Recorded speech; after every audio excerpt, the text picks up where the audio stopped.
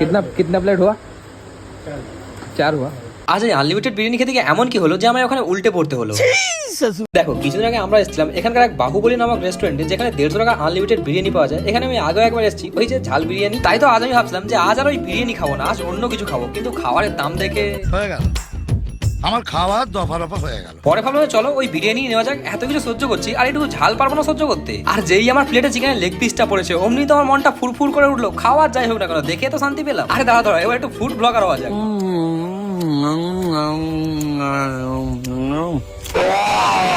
না মানে সিরিয়াসলি এই ফুড ব্লগার গুলো পারেও কিন্তু। যাই হোক তারপর এই করতে করতে আমাদের প্রথম প্লেট খাওয়া শেষ হয়ে যায়। আর তারপর আমার বন্ধু ভাইয়া ভাইয়া